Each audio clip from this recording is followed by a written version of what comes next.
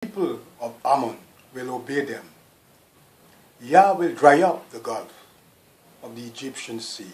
He will shake his hand over the Euphrates River to bring a scorching wind, dividing it into 7 streams and enabling people to cross dry shod. Listen. You say, this not happened as yet. This is about to happen now. It's a Ephraim and Yehuda are gonna be one people, and they're gonna fight against the enemy, just like before when we left out of Egypt. We were one people, one nation. That's what it said. Can a nation be born in one day? You're gonna see it doesn't happen yet, my brother, my sister. It's about to happen now. In our days, in our time. It's about to happen. And you will see it and understand it. That we are the people of the book. We are the children of Israel. We are the people of Israel. The true inheritance of Yaakov.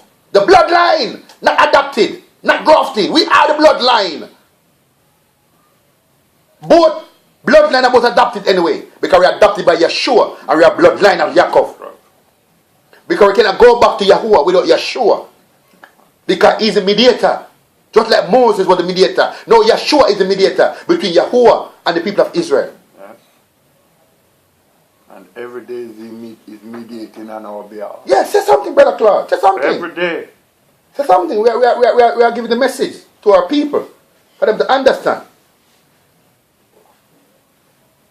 You see, here where it says, as my brother said, the second time. Remember, we're coming back to the second time again.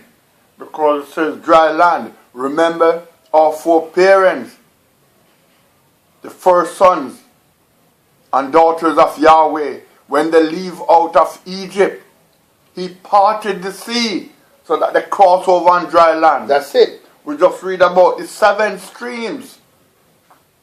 Again, they will be crossing over on dry land. So there will be another crossing. So the second time is happening again. That's right. People, the Euphrates, they cross through or cross over the Euphrates rivers because the condition at the time to come will dry up their land so that people will be able to cross.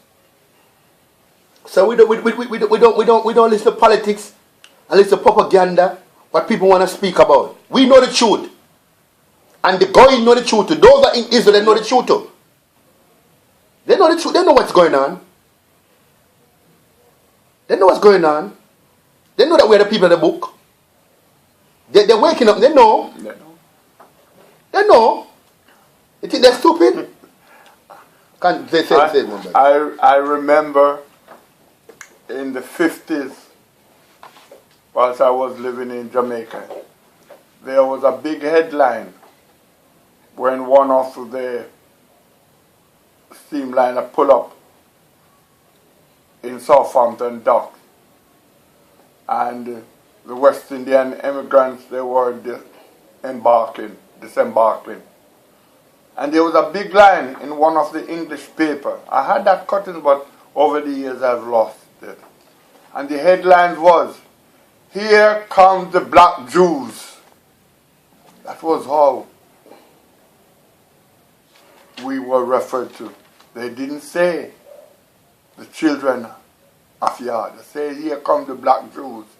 Now, are you telling me that the publishers, they are in one of the mainstream newspaper of this nation, did know what he was saying when that headline was published?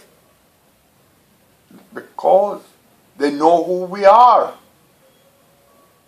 But unfortunately, some of us don't know who we are, because they have robbed us of our identity, of our name, of our spiritual identity, both physical and spiritual identity. We are like a ship. Majority of us today are like a ship without a rudder. We are just going around in circles. But by the mercy of Yahuwah, our Elohah, and by the blood of his son Yeshua Mashiach, our eyes are now, the scale from that because the blindness of our eyes is now dropping off. The scale, which is the deafness of our ears, are now being taken away. So we're praying and asking that those of us who know better and are trying to send the message out, we pray, Father, that it won't fall on deaf ears, but ears that will hear and do as your word says. The power of the Yeshua HaMashiach, we pray. We're gonna go to Deuteronomy 28 now. Because we have a see we have a line, it's a line upon line, prefect upon prefect, here a little, there a little. We have to identify these things of what is happening to our people. We're going to start from Deuteronomy chapter 28. We're going to go from verse 30. Verse 30? Yeah, we're going to go from verse 30. We're going to see what happened to our four parents in slavery. We're not going to go to everything. But in your own time, my brother and my sister, if you don't have a Bible, get a Bible. In your own time, mark the scripture them down. Go through them yourself. Start from don't start from where we start from. Start from the full context of the scripture. Then get the full understanding. Okay? You're going to read Deuteronomy 28, start from verse 1. You have to see the blessing first, then see the curse. And they are looking to the life of our people who went into slavery, what happened to them. And see if this curse fit them or not. If this curse doesn't fit them, it's not them. But if this curse fit them, it is them. Because it said this curse was going to be a sign and a wonder upon our people. You know what is a sign?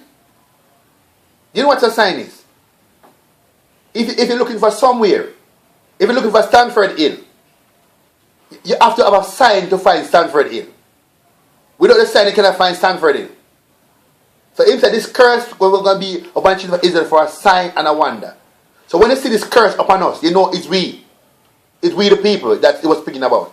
That's where you identify the children of Israel according to the curse. We're going to read. Right. Deuteronomy chapter 28, verse 30. Thou shalt betroth a wife, and another man shall lie with her. You shall marry the wife, but the next man shall lie with her. You know what happened to slavery?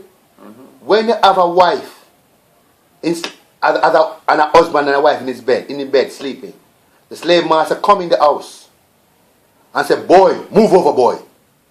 And him take your wife and him sleep with her before your eyes. And him say, boy, she better act like she's enjoying it, boy, if I'm going to beat the hell out of both of you. So say, if you shall have a wife and the next man shall sleep with her. Oh, wicked what that was. How painful that was. Can in this end time days, can it happen to you, my brother? You'd have committed murder. But in those days we have no power in our hands. No. We were powerless. Even to this day we are powerless. Not because we're walking around free. We are not free. That's why they're killing us every day. Continue, my brother. Thou shalt build an house, and thou shalt not dwell therein. You shall. How much house our foreparents build? How much house they build? Even the White House they build. Did they live in it? No, they never live in the house what they build. Continue, my brother. Thou shalt plant a vineyard, and shalt not gather the grapes thereof. How much vineyard our foreparents plant? How much sugar plantation? How much cane field? How much cotton field? How much fruit tree they plant? Did they eat of it? They never eat of it. They never eat of it, my brother, my sister. Continue, my brother. Thy ox shall be slain before thine eyes, and thou shalt not eat thereof. If you have a one cow, what they do? The slave man come and take it from you. Yeah. And slay it and you not get none of meat. Continue, my brother. Thine ox shall be violently taken away from you. If you have a donkey, before thy face. Them take a donkey from you before your eyes. Uncle, we that happened to my brother. Continue, my brother. And thou shalt not be restored to thee. Thy sheep shall be taken unto thine enemies. You see, your ox, your sheep, everything that you own shall be taken away from you. If you own children, shall be taken away from you. It will not restore back unto you. Continue, my brother. And thou shalt have none to rescue them. Who rescue us? No one. Who rescue what was taken away from us? Who do that? Nobody do that, my brother, my sister. But the people who them call the Israelites, the Jews, they get money for the Holocaust. Every year they get billions of pounds for the Holocaust. What do we get? Nothing. How much trillions of dollars they owe us to build Britain and to build America?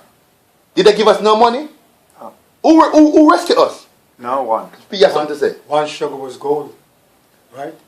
The richness of this nation, of America, they came off the backs of the working slaves, right? And as you said, it was said that sugar was literally gold. You see that? In those days, sugar was literally gold. Imagine, my brother, if you have somebody working for you for 400 years and you don't pay them a cent, are you not going to be rich? Of course you're going to be rich. If you have people working for you for free and you don't pay them nothing, you're going to be rich. For 400 years, they get rich off of us. For nothing.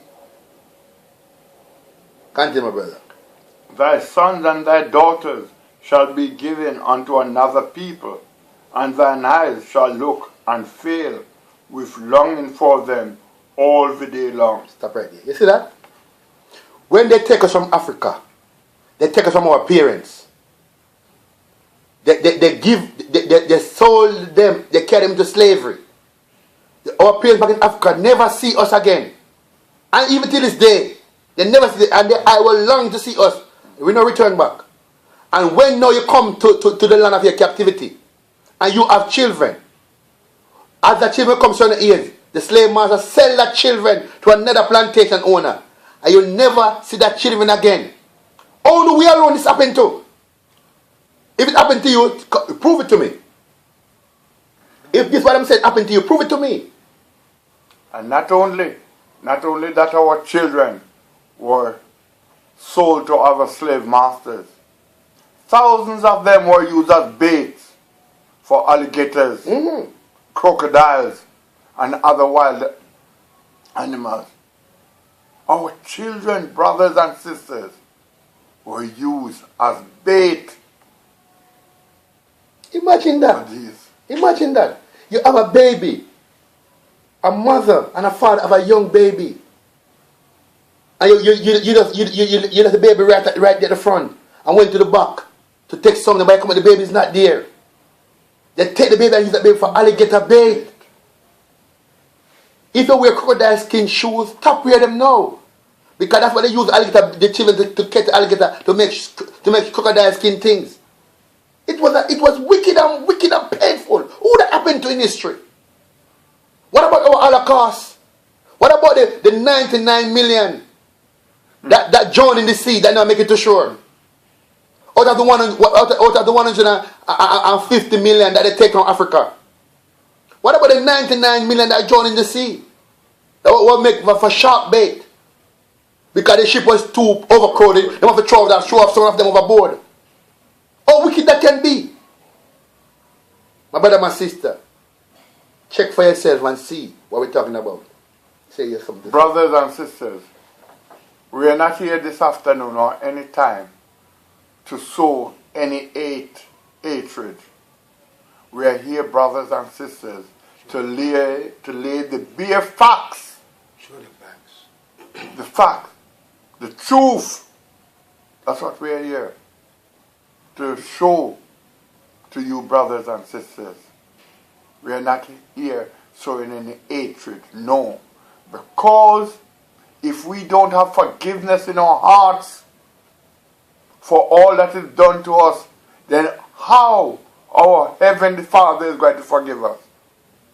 That was when the Talmudim of the Yeshua, Mashiach asked him, he says, they say to him, Master, teach us how to pray. And forgiveness was part of that prayer. So brothers and sisters, we are here talking this afternoon. It's not because of a lump of hatred. No. Yeah, we're here this afternoon to show you that in the Word